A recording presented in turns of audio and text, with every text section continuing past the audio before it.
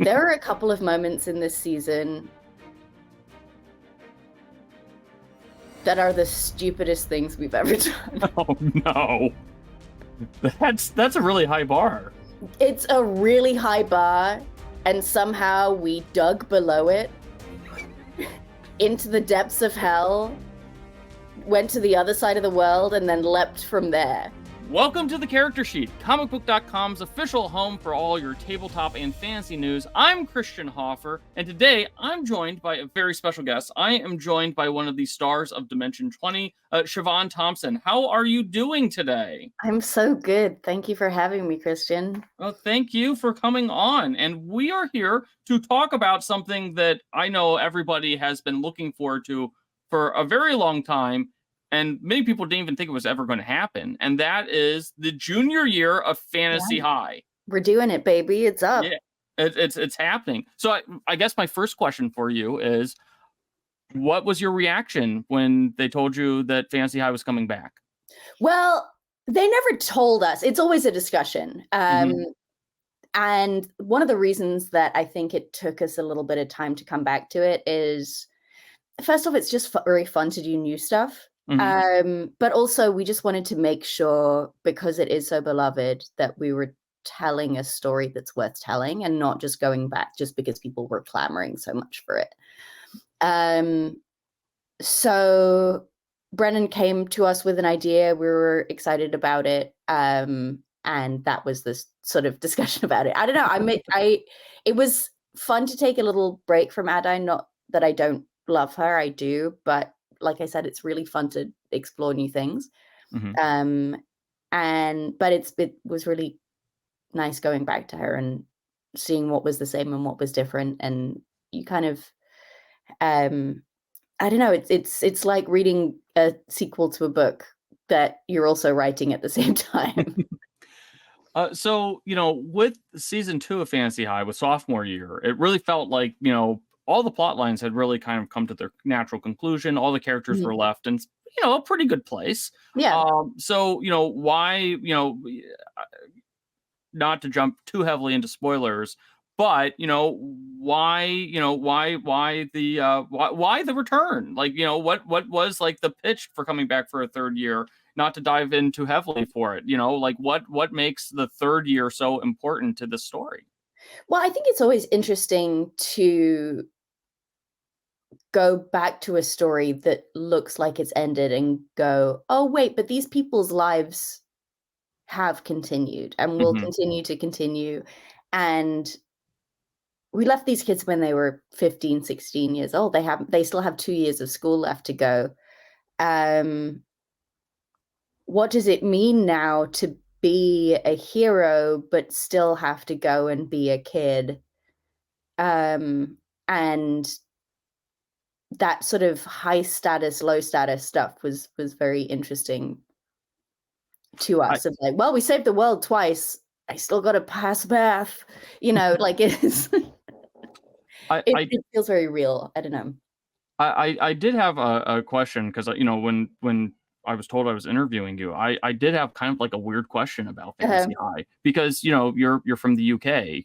Fantasy High is a fantasy equivalent of American high school. Was there any sort of like I don't know, like culture shock? Like not culture shock, but I don't know what it would be. But was there any like adjustment to like, oh, this is how I'm supposed to be in an American fantasy high school as opposed to like Hogwarts? Yeah, well, you grew up in England with a lot of American high school shows. So it's not like the way that American high schools work is completely alien to me, having, watched television. I've watched a lot of television, a lot of like teen movies. I think part of the reason that I had Adaine coming from like a more English style private school was so that I could protect myself from that of like, I can still play the fish out of water of, oh, this is completely new to me. I don't know how this system works. I'm just a prep school kid wearing my school uniform to a school that doesn't have a school uniform. But I don't know. I mean, American schools are very, very different from British schools. I think that it's always fun breaking to Americans what part of Hogwarts are just the normal part of school things. Like, yeah, I was in a house. We took exams when we were 16 and we were 18. Like, the house competitions are like a normal part of school life in England. Prefects, head girl, head boy, like all of that stuff is not part of the wizarding world. It's just British schools.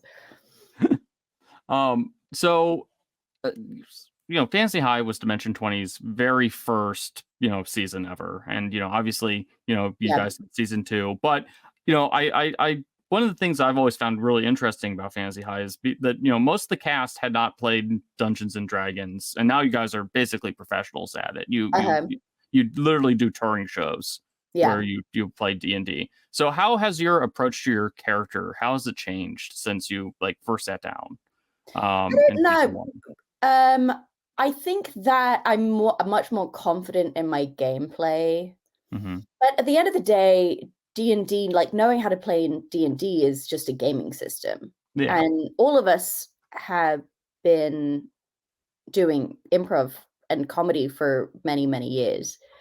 And so getting into a character was very familiar to all of us, of like, oh, I'm stepping into this. In fact, like in Dungeons and Dragons, there's a lot more planning of your character than there is in most of the shows that all of us came up going, where you just take a suggestion from the audience and then you immediately have to come up with a character right there and then and be able to explain to the audience immediately who that character is within a sentence or two. So in terms of the character work that I do, I don't think it's changed that much, except that I'm more confident to know what I'm doing. I mean, I'm always nervous at the beginning of every season that I am suddenly going to have forgotten how to do it. But that's kind of exciting. It's fun to not know. I think, I don't know. I enjoy the anxiety of that. I enjoy that little adrenaline rush of like, oh, I don't know who this person is. Let's find it on its feet. Were with the last 2 seasons of Fantasy High, were there any decisions that you regretted or were surprised about at the table, or that you wish you could go back and change and now you have an opportunity to because it's junior year? Oh no regrets. I honestly, when I step away from the table, I don't think about it that much. And that's sort of for 2 reasons. One, to protect myself from myself and not go into weird anxiety spirals of waking up at 3 o'clock in the morning and going, what have I done this thing? And the other is a more boring sort of, I want to make sure that all of the surprises and all of the revelations and all of the character growth is happening on camera. Okay. And if I'm having those thoughts on my own in bed at 3 a.m., then it feels much less organic, I think. Seeing me try and recreate that 3 a.m. anxiety on camera. There were definitely a couple of moments when we were shooting freshman year where we sort of discovered a couple of little clues off camera just from discussing and going through notes when we were on a break, that we had to then go, okay, well, if this is just me and Emily talking, so what if we throw the information out here on camera and then somebody else will figure it out and we'll kind of recreate it? And just having that happen once was enough to know, like, oh, we need to be very protective of making sure that we're doing all of this when the cameras are rolling, because this is not fun. Okay. Yeah. I never really considered that when it comes to like actual play, is that, I know that a lot of you guys all have your like group chats and stuff like that. And I always just assumed you guys were always talking about the game, but that kind of ruins like part of the fun of watching the game unfold on camera. Yeah, I mean, we definitely do have our group threads. Mostly our group threads are bits. And then sometime, like if we have like a big battle coming up, there'll be tactical discussions on that of like, hey, I have this spell and I know you have this ability, so we can maybe use those things in tandem. And those kinds of discussions we just don't have time to do on camera. But for anything that's like mystery based, we try to not discuss it in the group thread because like I said, I mean, we don't want to get ahead of ourselves. Yeah, no, that makes actually a ton of sense. I guess that's, man, you could like take that and like give that as like actual play advice for like people who want to start their own actual play channel, because that's like genius right there. That makes so much freaking sense. So one last question before we jump into our world famous lightning round. What do you think's the biggest surprise for Fantasy High fans? Because, you know, one, everybody's been wanting the show for, you know, to come back for like years, this particular setting. And two, you know, people didn't think it was going to come back, even though they were asking for it. So what do you think's the biggest surprise going to be? There are, I mean, I don't want to tell you what the surprises are. There are a couple of moments in this season that are the stupidest things we've ever done. Oh no. That's a really high bar. It's a really high bar, and somehow we dug below it into the depths of hell, went to the other side of the world, and then leapt from there. Like and there's one bit that comes from Allie. There's one bit that comes from Murph. That's a surprise. And then there's one bit that comes from Brennan and Rick Perry that just, they really got us, man. Oh man. It's really silly. We laughed a lot. We drank a lot of Celsius. It's really, really, really silly. Which is not to say that it's not like fun and emotional and we don't discover stuff about our characters, but it's a really silly, goofy time. No, I mean, that's like the joy of Dimension 20 is you guys are so silly and goofy, and then, you know, you guys somehow manage to stab us in the hearts every single freaking time. So I'm going to bring on producer Pete, or more importantly, he's going to bring himself on because he's the one who's producing the show. And we're going to go and do some lightning round questions because, you know, I like Dimension 20, but Pete, he loves Dimension 20. And he's got some questions for you. Pete, fire away. Yes, and in honor of Adaine's numerous panic attacks, instead of the lightning round, we're going to call this the chilled out, very easy question round. Love that for me. And so let's start out with at the end of sophomore year, she got the Sword of Sight. Yes. Like nice magical sword, great name. Mm-hmm. What would she replace the Sword of Sight with? Which famous sword of would she replace it with if she ever lost it? And I'll give you some options. Okay, great. So the Sword of Omens from Thundercats, the Sword of Shannara from the Books of Shannara, the Sword of Truth from the Sword of Truth series, the Sword of Power from He-Man, or, this one's for Christian, the Sword of Martin from Redwall. The Sword of Martin is so small. It's like very small, but it's made of meteorites. Sure, yeah. Let's do the Sword of Martin because that's so funny. And she's like, the sword is rad, but it's really a spellcasting focus, so that's probably lighter. It's she somehow went from the orb, which is so heavy, to the sword that's so heavy. I feel like the Sword of Martin would be really up her alley. She can use it as a brooch and actually use both hands to. Perfect. All right, the next one is, have you ever sat down to an RPG table, seen someone, and have someone see you sit down and watch them visibly decommit to an English accent? Has your presence ever scared an English accent out of the table? Yes. Yes, absolutely. And likewise, because you've played with Brennan, has anyone ever hard committed because you were there? I think so, but I think that playing with Brennan, we're all the thing that I love about our cast is that we're all hard committing for each other. Like, as much as we're doing this on camera, we're really playing for each other and to make each other laugh. And the hard commitment is to see if I can make my friends break.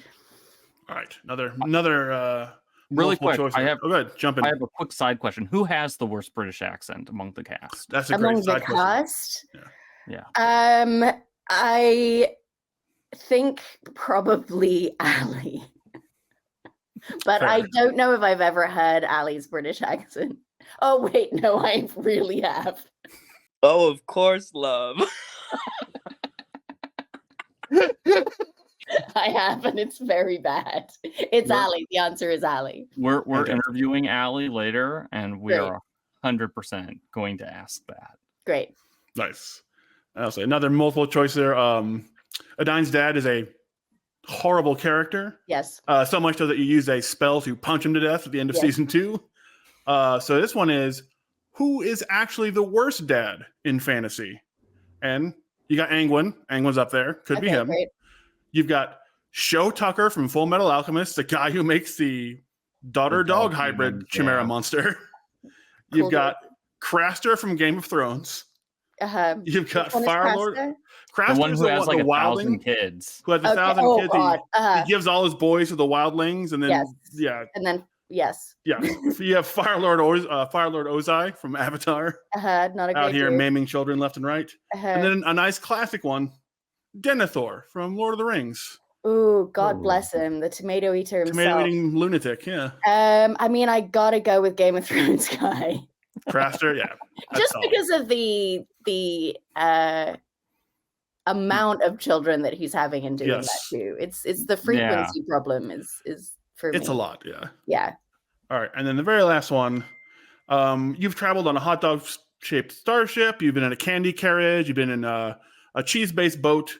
What is your dream food based vehicle to ride in this season of Fantasy High Junior Year? If you could have one, just insert into this season, what food based vehicle would you have this time? Oh, how about a Bazraz banana split car? That sounds fun. I like it. I love it. All right. And we're done with the lightning round. You've escaped successfully. And Christian, I'll let you wrap it up for us. Well, first and foremost, thank you very much for appearing on our little YouTube show. Dimension 20 Fantasy High can be found on Dropout. The first 2 seasons are actually available here on YouTube, and season 3 will be kicking off. Oh, shoot, I should probably know this. It kicks off, and I should also know this. I was about to say, you know what's going to happen? Producer Pete is going to put up when it kicks off. Right, January 10th. January 10th. Yeah, it's next week. It's literally next week, Christian. I'm sorry. I should know this. It's not in my notes for some reason. January 10th. It kicks off January 10th. It's going to be an awesome season. So watch it and watch the first 2 seasons and get Dropout. It's like the best $5 a month that you can spend. Like, I freaking love that streaming platform. It's great. Anyways, once again, thank you, Siobhan, for appearing. Like and subscribe and all of that jazz, and we'll see you next time. Yeah, smash that like button. Yeah, smash it.